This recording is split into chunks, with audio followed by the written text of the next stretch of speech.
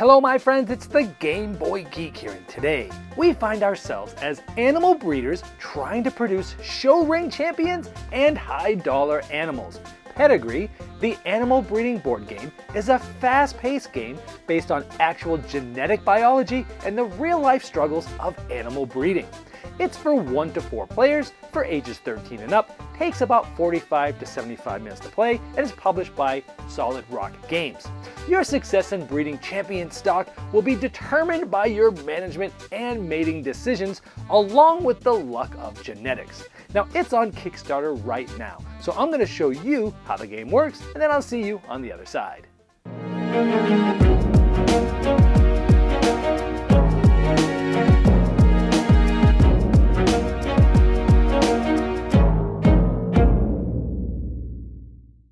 Now this is a Kickstarter preview, so all the components you see here are a prototype, and any art you see is subject to change. You'll want to check out the Kickstarter link in the description of this video to see all the final art and components. At the beginning of the game, each player through a drafting process is going to be able to select their role. There's actually 4 different roles in the game, and they all have some subtle differences because each player, whether you're the manager, the showman, the veterinarian, or the technician, has a different set of action cards that they'll use. Now they're slightly different, that gives everyone a little bit different, sort of an asymmetric way to play the game. Now the game is played over 5 years, and each year, at the end of it, someone's going to possibly get one of these trophies. Now, each year you're going to go through 6 of these different phases to go through the round. Now each player will get a board depending on the role they are. They'll also get those action cards to keep here, and this is where you're going to be holding your animals. Up at the top is where you hold the male, which is the sire, and down here is where you hold the females, which are dams. So not only is there a drafting process and setup to get the role, but there's also a drafting process to buy your first set of animals. They'll all essentially be equaling up to $6,000. So you get $6,000 worth of cattle, and you'll also get $6,000 worth of money to start the game. Now, even though all the animals in this specific version I'm showing you are cattle, there are going to be some stretch goals that allow higher backers to submit what type of animals other than cattle that they'd like to be in the game. Now this is an economic game, and you're going to be making money by gathering cattle. You're going to be breeding these cattle, sometimes your females with your males, sometimes with other players' males. These females are going to be creating offspring, and from those offspring and the females, you can be selling those cattle to the bank, sometimes to other players, and you're also trying to win the trophies having the best male of the round. So there's different ways to make money, but you're trying to have the most money in the end. So let's start walking through how a round works. Each year you'll go through these different phases. Let's talk about the planning phase.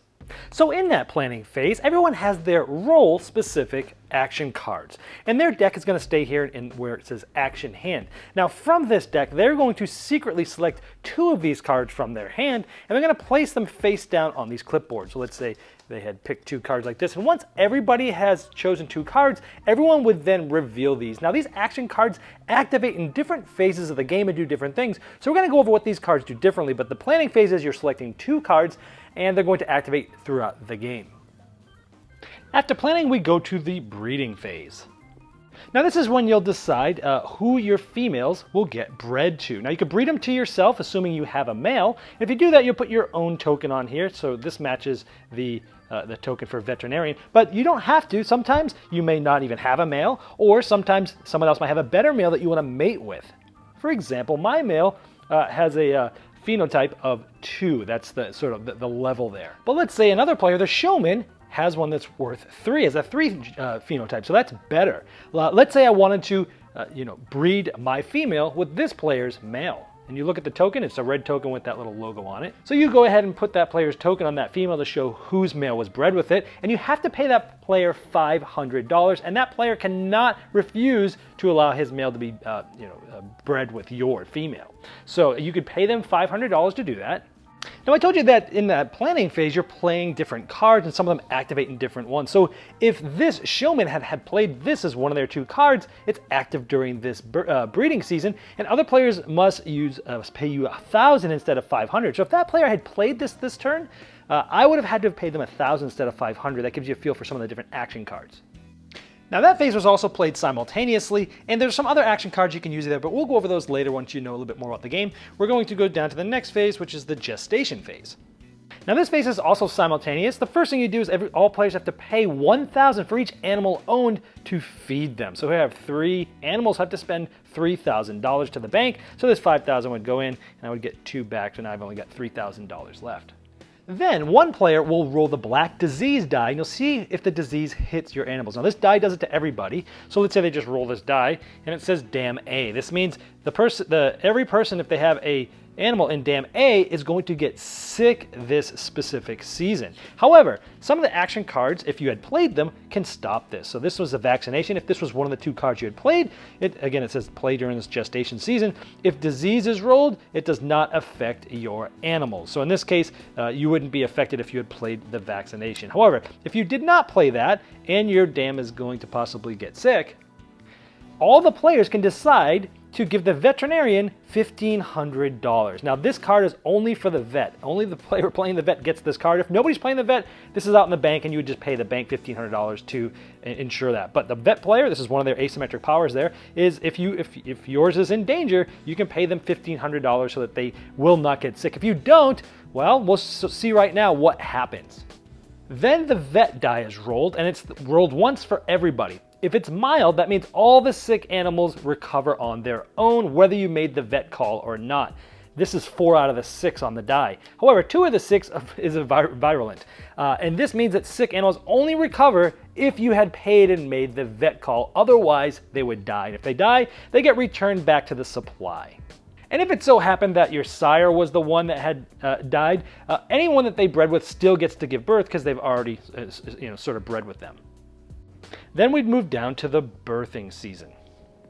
So how this works is this player, starting with their male and going down, if they're unproven, which is the way they come by default, meaning they haven't had any offspring yet, so you don't know really what their genetic value makeup is. So in this case, all of mine are unproven because it's the first round. You start with your male and you go down, and you would roll the die. Now this is a genetic value die where 2 of the sides are 0, 2 of the sides are -1, and 2 of the sides are +1. So let's just say in this case we rolled and we got a -1. So what this would do is this 2 would go -1, so it would actually be a 1. So you take this proven token and it goes over this, so now we know it's proven and the genotype is 1, and it gives you what the market value is for that. So it's $500 is the market value for this male. But as you can see, as they go up in value, the market value goes up. 1,500, 3,000, 5,000, 10,000 of proven ones with that level. Now since I have more than 1 unproven that was bred, we are going to now just flip the die over, and so that -1 became a +1. So this one actually is a 3 there. And then for this one, since we've already flipped it once, we would simply roll it again, and this one is a 0, so this one is proven. Like this, and because all these were bred, that's what happened. Then this player is going to see what their offsprings are. So now this female was mated with the showman's male. So we have a 3 here with the female, and we had a 3 with that showman's male. And because it was a 3 with the female, 3 with the male, we would add those together and we'd get a 6 for an offspring. So we would take this card, and we're going to put it here, but notice that the average value in that deck is going to be 3. So we flip this up, this actually is a 3, but this one just had a baby, it's a male, and it's at a phenotype of 3. Now because this female was 2, it was bred with my sire, who was just a 1, that'd be a total of 3. So here we'd actually grab the 3, which has an average of 1.5. So again, that 2 plus 1, because it was bred with my own male, got us a 3, average of 1.5, and we got a 2. Wow, we got 2 males coming up here. And then, once everyone has done that in turn order, we'd go to the show season. And so in this show season, it's simultaneous. Everyone parades around their highest phenotype male. In this case, I have a 2 and a 3, so it's this one. Now, the action cards we talked about earlier in the planning phase, there's an action card that affects this specific season, the grooming. And the value for the groomer is different depending on which role you're playing. Again, another asymmetric part of the game. But this one add a 0.3 to the phenotype of my male in this show ring. And so in this case, I actually have a 3.3. Everyone else would say what their highest male phenotype of their offspring is for that round, including maybe if they had played that grooming card. And whoever has the highest is going to win the show. And that player is going to take the trophy from the first year and place it on their trophy section just like that. Then we'll go to the last season in this year, the market season. Now this phase is also simultaneous. Now you're going to be buying and selling different animals from different players. Now you can sell any of them for their market value, and you would place these back in the supply and you'd take that money from the bank. So you can't just sell them to the bank for market value. You can also sell them for a negotiated value to any of the other players, or you can even hold an auction for them with the other players. Now, any player at any time can take a loan of 5,000. You'll have to pay this back as 7,000 at the end of the game, but it will allow you to get some money to maybe do some certain things in this market phase. Now the bank also has some number 1 males and females that you can buy, and you can always buy those at this time too. So maybe I try to sell this because at the end of the round, you can't have any offspring here. All the offspring that has been made has to go to your breeding group, which is over here. So you've got to make room for them. So you're either going to sell these off or sell these off, or to the bank or to other players. So let's say, hey, I got this 3 male. I want to get rid of this one. Do I have to sell it for 500 to the bank, or can I get someone else to buy it for more? But let's say we just sell it to the bank for that money, and then we could place this here. Maybe we want to try to sell this one off because you can only have 1 male. But you can have obviously more females. And because of that, I would sell this one off too. Maybe I could sell it to somebody else for 2,500. They'd give me the money, and I could give them the male, and they would get that unproven male. And after the market phase is done and everyone has no offspring left, you would start over a new year with the planning phase again. So in that planning phase on the next round, you'd take the cards that you actually used and activated, and those would go face down right into your action discard pile. And then you would select 2 new ones from your action hand and do the same thing as before, putting them face down. And you would be selecting which ones these are. And then when everyone's ready, you'd flip them up again. Let's go over what some of these other cards do. Now the hired hand here, it's played during the planning phase. Now you'll be playing this card along with another one, and then at the end of that round, when you start the next round, you will essentially discard these cards like normal, but the hired hand says that you'll discard this, you get all your cards back in your hand. So you'll take the ones that you played that round, along with the ones that you had in your discard pile, and you would get it back here. It's the way to cycle through your cards, because as you're playing your cards throughout the round, you're gonna have less choices, and so the helping hand helps you get those and cycle them back into your hand so you have more choices. Now during the breeding phase, the gender select allows you to, on up to 2 different dams, you can actually select what type of gender it's going to be once you get to the birthing season. And then when you get to that birthing season, for this dam, you're going to draw 3 cards of that normal number. So if we have a 3, let's say it mated with another 3, you'd get the card 6 as we showed you before, but you get to draw up to 3 cards. You'd stop as soon as you get to a female and place it in the offspring.